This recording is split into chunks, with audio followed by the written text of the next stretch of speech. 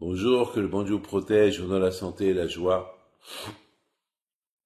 Hier, nous avons parlé de le niveau de Torah qui est très élevé et pour l'acquérir, il faut être soumis à la Torah.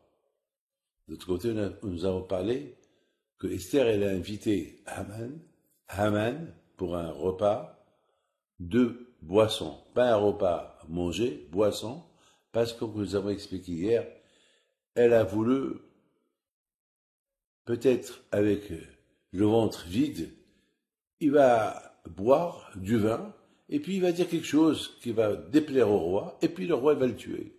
Parce que le roi, c'est un homme coléreux. Et nous avons expliqué que, malheureusement, Haman, il a bien supporté le vin, et il s'est pas saoulé. Et on a vu que Béhémet, Haman, il avait beaucoup bien supporté le vin, il s'est pas saoulé. On a bien remarqué que c'est écrit dans la Megillah, que lorsque Haman il est sorti de la soirée qu'il lui a fait Esther, il rencontre Mordechai. Et encore là, Mordechai, il ne s'est pas prosterné devant lui. Haman, il avait une idole sur lui. Là où il va, tout le monde est obligé de se prosterner devant lui. C'est la Vodazara, l'idolâtrie. Et encore une fois, Haman, il s'énerve. Il se met en colère, mais c'est écrit, va être apek Haman. Haman, il s'est retenu. Regardez, mes amis, la retenance, lorsqu'on se retient. Lorsque quelqu'un, on lui fait du mal, il se retient et ne répond pas. De le shlambaït, beaucoup de fois ça arrive.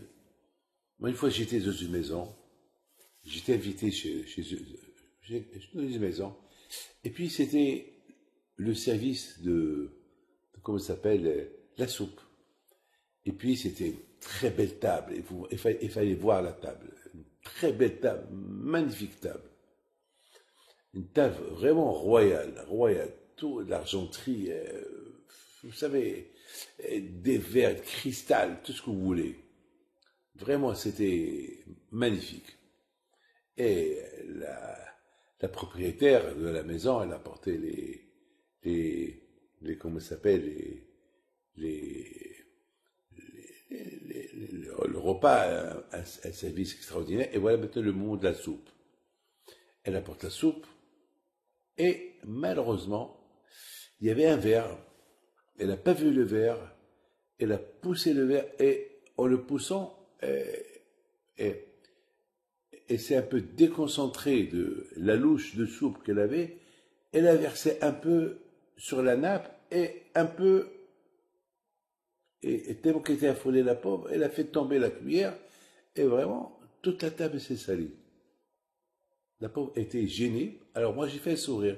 J'ai dit, c'est rien, Kapala, Mazatov.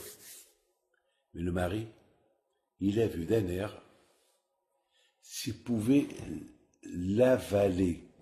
S'il pouvait avaler sa femme. Mais d'autre côté, il voulait crier, mais j'étais là. Donc j'ai compris que c'est son habitude. Ce qui a sauvé la femme, c'est ma présence à la maison. C'est ce qui a sauvé la femme. Alors moi, j'étais intelligent. J'ai dit ça, et allez. Elle continue à servir la soupe. Elle était rouge. Tout de suite, moi, j'ai donné un compliment. J'ai dit, la soupe est très bonne. J'ai vite fini la soupe. Et j'ai commencé à prendre des petits morceaux de pommes de terre, des petits morceaux de carottes qui étaient sur la table.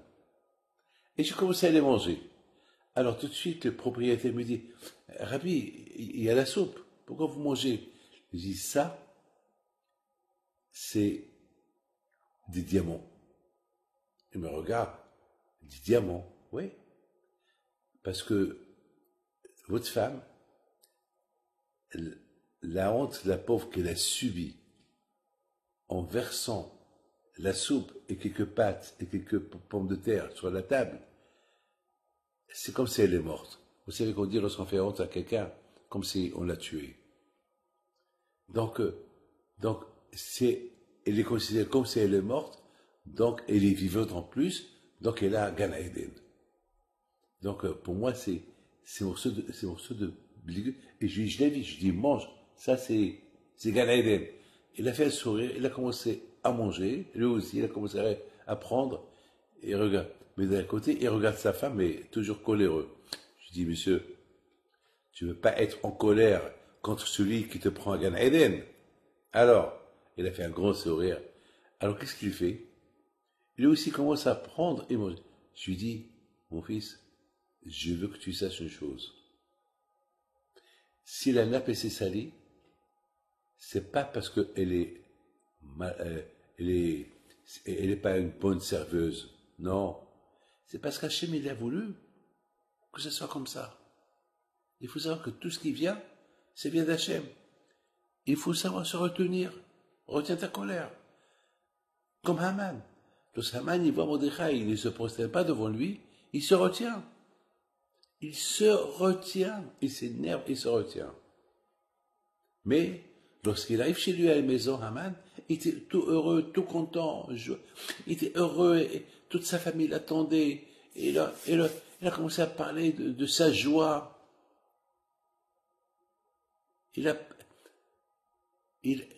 Ce que Mordechai lui a fait, il lui a pas cassé sa joie. Il était heureux, un homme heureux. Et mes amis, c'est ça ce qu'il faut savoir. D'un côté, Haman, il était un homme très orgueilleux, qui ne pouvait pas supporter quelqu'un qui le touche, mais de l'autre côté, il savait maintenir sa colère. Il savait maintenir. Il aurait pu tuer Mordechai tout de suite, puisqu'il était invité chez le roi. Et le roi l'invite encore pour demain soir. Et il était un homme très important au royaume. Et le roi peut-être va rien lui dire s'il tue Mordechai. D'ailleurs, le roi ne lui a rien dit de tuer tous les juifs. Et en tuant tous les juifs, Mordechai avec. Et malgré tout, Haman, il avait cette capacité, cette qualité de retenance. Savoir se retenir, retenir la colère. Il était heureux au palais, alors il continuait à être heureux chez lui à la maison. Et ce qu'il lui a fait Mordechai, la colère qu'il a chez Mordechai, il savait la retenir. Il savait la retenir. Voilà, mes amis, ce qu'on apprend déjà en deuxième partie de Haman. Savoir se retenir au moment de la colère. Alors, si Haman, l'orgueilleux, il sait se retenir sur le moment de la colère, comment nous on peut faire encore mieux. Que le bon Dieu protège Amel Keratson.